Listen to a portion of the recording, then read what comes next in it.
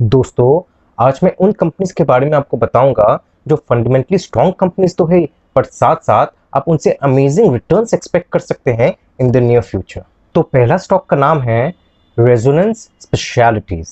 Company का financials का बात करें तो इसका ओपीएम यानी operating profit margin has been around 15% on an average in the last 3 years। देखिए, उसके पहले इतना कोई खास परफॉर्म नहीं करी थी, पर पिछले 3 साल में it has really picked up. इसके अलावा इसका सीएफओ यानी cash flow from operations has been positive, और केपेक्स यानी कैपिटल एक्सपेंडिचर करने के बाद इसका एफसीएफ यानी free cash flow has also been positive. Now these are signs of a good company. Debt equity ratio का बात करें तो इससे डेट फ्री कंपनी, और इसका रिसीवेबल डेज अराउंड 1.5 महीने का है। आरओई का बात करें यानी रिटर्न ऑन इक्विटी, तो that has been around 18% on an average in the last 3 years, और वही आरओसीई यानी return on capital employed has been 28% on an average in the last 3 years. So both ROE and ROIC figures in the last 3 years has been fantastic. This company is into the business of manufacturing and marketing of pyridine, picolines, cyanopyridines, drug intermediaries and API यानी active pharmaceutical ingredients. In fact, pyridine chemistry में तो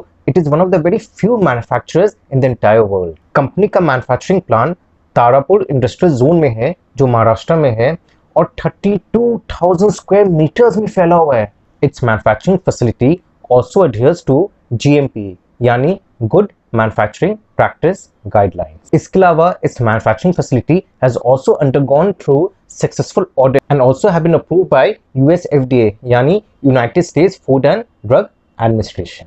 अब देखिए, जो global chemical market है इसमें जबरदस्त transformation आया in the last few years, क्योंकि अभी ट्रांजिशन बेसिकली हो गया है from western to Asian countries, and the main reason behind is that there been stringent environmental regulations in the West, और वही चाइना में भी अभी हो रहा है, जिस कारण से इंडिया को फायदा हो रहा है। एक और रीजन है that the manufacturers in the Asian region also enjoys low labour cost, relatively relax environmental norms and government subsidies as well. अब देखिए, China is the key global supply of chemicals in the market, almost 35 to 40% वही control करती है, पर वो धीरे धीरे कम हो रहा है क्योंकि वहां भी स्ट्रिक्ट एनवायरमेंटल रेगुलेशंस आ रहा है, ऊपर से टाइट फाइनेंसिंग भी हो रहा है, जिस कारण से the companies are not able to grow in a way that used to do earlier. और यहाँ speciality chemicals constitute around 21% of the total chemicals and petrochemicals market in India. And within the speciality chemical segment in India, agrochemicals, surfactants, then specialty polymers and textile chemicals and dyes are among the top segments expected to maintain their relative leadership and grow further. अब आप सोच रहे होंगे कि speciality chemical sector को तो जरूर फायदा हो रहा है जैसे आप बोल रहे हो, और उसमें अच्छा ग्रोथ भी नजर आ रहा है, पर इस कंपनी को कैसे फायदा हो रहा है? वेल, इस तरह से that the specialty chemicals is based on the products which this company is manufacturing। अब वो कौन से हो गए? वो हो गए जैसे pyridine chemistry, फिर हो गया lutidine, then cyanopyridines, picoline and collidines. In fact, pyridines and its derivatives are used in various industries जैसे pharmaceuticals, chemicals, dyestuffs, rubbers and agrochemical industries. इसके अलावा there has been increased use of pyridine as a denaturant in antifreeze mixtures. Then there's also been rise in pyridine in herbicides and pesticides, and finally increase of pyridines and derivatives in pharmaceuticals, agrochemical industry, and especially its usage as a solvent in paints and coatings applications will further spur the growth in India, especially in the pyridine market. pyridine को भी कई segments में आप divide कर सकते हैं, जैसे pyridine, then beta picoline, alpha picoline and gamma picoline। इसके अलावा और भी कई हैं, पर ये 4 मेन सेगमेंट्स है जिसमें आप डिवाइड कर सकते हैं pyridine को। अब alpha picoline is used in the manufacturing of wide variety of agrochemicals and vinyl latex rubber, which finds extensive applications in the tire industry. Or beta picoline find applications in the vitamin preparations, which is used extensively as a food supplement and animal feed additives. फिर gamma picoline is used in the pharmaceutical industry for the manufacturing of anti-tuberculosis drug. Or beta type of picoline is expected to dominate the pyridine derivatives market across the world in the next few years.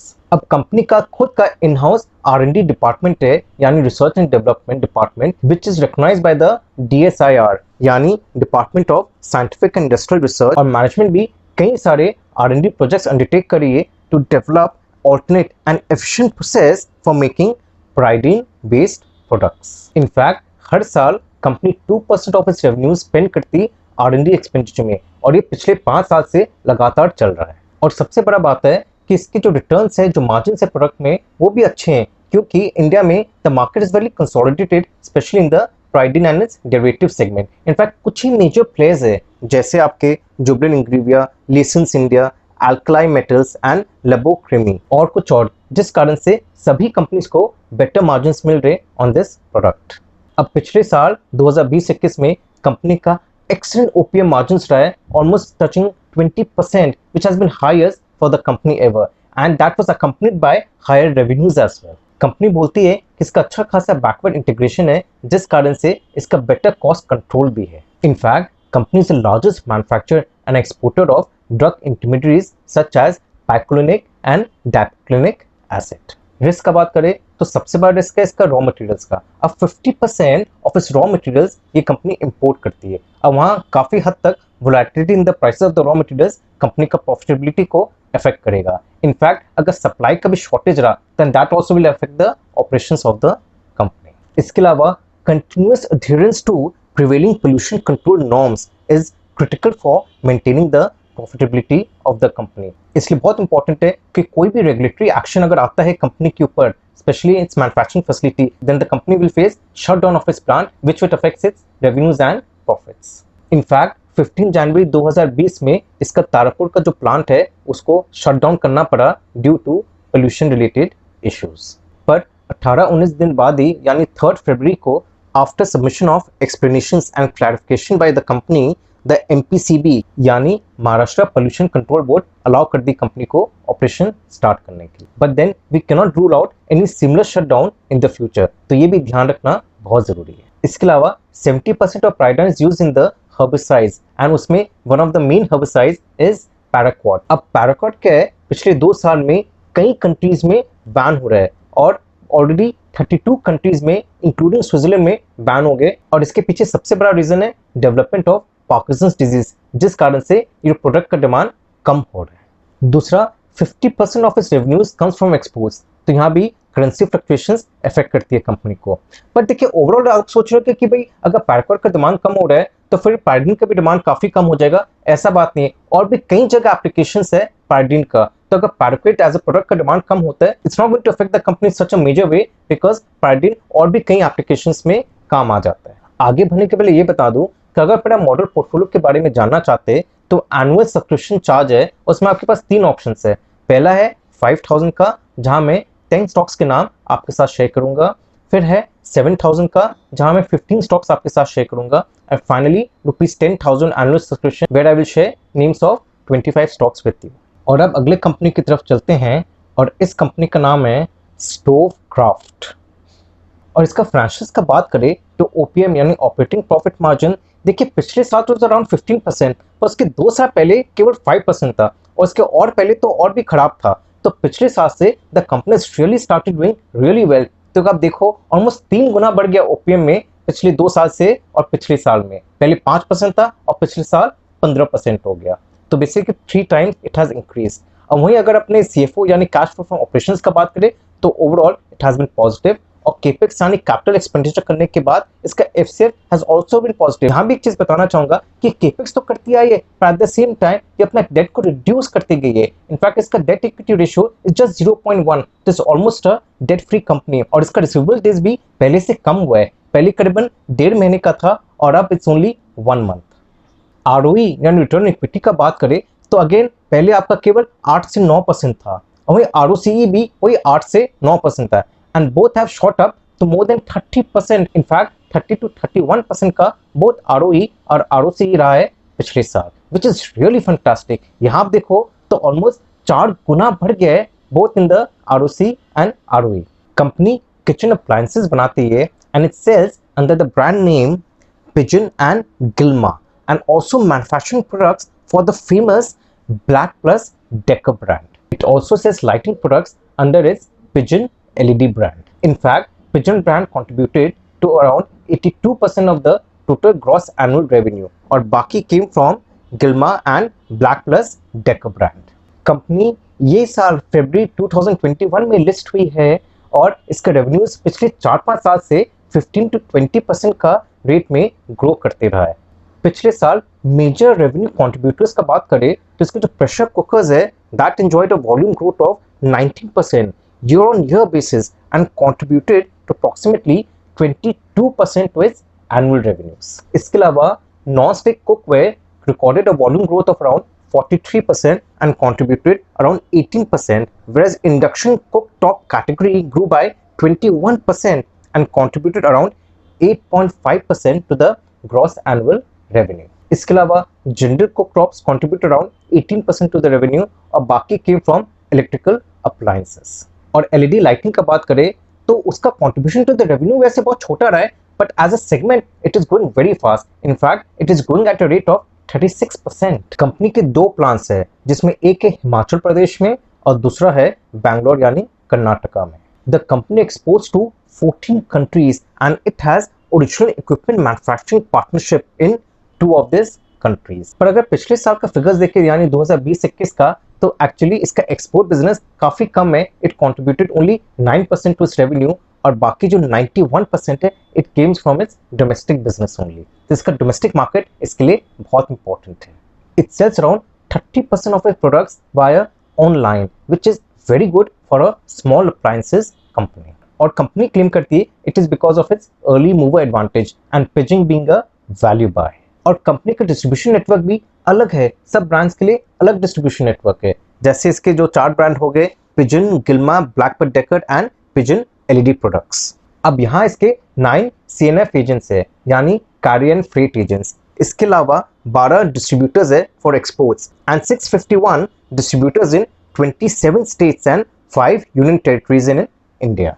And the distributors connect with dealers network comprising of 46,000 retail outlets. और India में इसका main market आता है south India which contributed around 55% to its total revenues in India. इसके अलावा बाकी जो revenues है वो total आया मिला के from north, west and eastern market. In fact, the company has a commercial arrangement with retail chain Metro Cash and Carry for sale of its Pigeon branded products from several of their retail outlets in India. In fact, Gilma brand products are sold exclusively through branded outlets owned and operated by the company's franchisee. And there are 65 such stores across 4 southern states in India comprising of 28 cities. Kitchen appliances market में काफी अच्छा खासा growth नजर आ रहा है, especially in India. In fact, this segment is forecast to grow at a CAGR of यानी compounded annual growth rate of around 8.6% from 2019 to 2025. यानी अगला 5 साल में भी बहुत जबरदस्त ग्रोथ आने वाला है इस सेगमेंट में. And most categories recorded value growth supported by improved sales infrastructure in the form of modern format specialty stores and e-commerce players. This was obviously aided by factors and more of customization of kitchen appliances coupled with new launches at wide price points targeting different income groups, growing energy and performance efficiency of kitchen appliances and other features like child lock, digital display, elegant looks and easy to clean and automation of such kitchen appliances. और देखिए since company का brand ज़्यादा popular हो रहा है इसलिए इसका collection में जो एफिशिएंसी है वो भी इंप्रूव हो रहा है, रिसीवेबल डेज भी कम हो रहा है. और सबसे बड़ा बात कि देखिए फरवरी में कंपनी ने हाइक किया था prices of its products across various categories from 5 to 8% क्योंकि कंपनी का मानना है कि उनको प्रॉफिट मार्जिन्स को इंटैक्ट रखना है and rather than absorbing the rise in the cost of raw material. अब देखिए इसके रॉ मटेरियल स्पेशली स्टील और प्लास्टिक में काफी इंक्रीज हुआ. सब जानते हैं कि स्टील और प्लास्टिक का प्राइसेस कहां से कहां भाग गए, तो कंपनी ऐसा नहीं कि उसको अब्सॉर्ब कर ली. कंपनी का पॉलिसी रहा to pass on the cost increases and not trying to absorb them just to gain the market share. Company के टोटल 32,000 रिटेलर्स है अक्रॉस इंडिया जिसमें 15,000 साउथ इंडिया में है, 12,000 वेस्ट में है और 5,000 दोनों नॉर्थ इंडिया और ईस्टर्न इंडिया मिला के है. और कंपनी का प्लान है और डाइवर्सिफाई होने का, साउथ इंडिया के ऊपर टोटली डिपेंडेंट नहीं होने का, इसलिए वो और रिटेलर्स को ऐड करिए. इनफैक्ट 2021-22 फाइनेंशियल ईयर में it will add another 3,000 retailers to the western part of India and add another 2,000 retailers to the northern and eastern part of India. Risk का बात करें तो सबसे पहले रिस्क देखिए रॉ मटेरियल्स का. ये अब ये स्टील और plastic which very important raw materials for the kitchen appliance industry, अब इसमें प्राइसेस स्काई रॉकेट कर गए. अब देखिए कंपनी का ब्रांड नेम है इसलिए ट्रांसफर तो कर पा रही है पर पूरा नहीं कर पा रही है, थोड़ा तो अब्सॉर्ब करना ही पड़ रहा है. और अगर और प्राइसेस इंक्रीज होता है तो कहाँ तक अब्सॉर्ब कर पाएगी this price increase in this raw materials, वो देखना होगा। बट सबसे बड़ा यहाँ एडवांटेज कंपनी को ये that has actually got a pricing power which is helping the company to ride it easily. दूसरा, ये ऐसा मार्केट है कि कंज्यूमर्स का टेस्ट एंड प्रेफरेंसेस चेंज होते रहेगा, इसलिए company always has to keep introducing newer products, या अपने प्रोडक्ट के रेंज को भी बढ़ाते रहना पड़ेगा, उसमें इनोवेशन लाते रहना पड़ेगा ताकि इस ब्रांड एंड इस products are always in demand. इसके अलावा there is intense competition from the other domestic players such as TTK Prestige, Hawkins cooker and Butterfly Gandhimathi appliances, और ये सब भी अच्छे प्लेयर्स है, इनका भी अच्छा खासा ब्रांड नेम है, इसलिए प्राइसिंग पावर थोड़ा इस कंपनी को मिलता है, पर इतना भी हद तक नहीं because competition is also there. तो दोस्तों, अगर आपको मेरा वीडियो अच्छा लगा तो लाइक और सब्सक्राइब जरूर करिएगा, और इसी टाइप के मैं और इंटरेस्टिंग कंपनीज आपके सामने लाता रहूंगा। Thank you very much.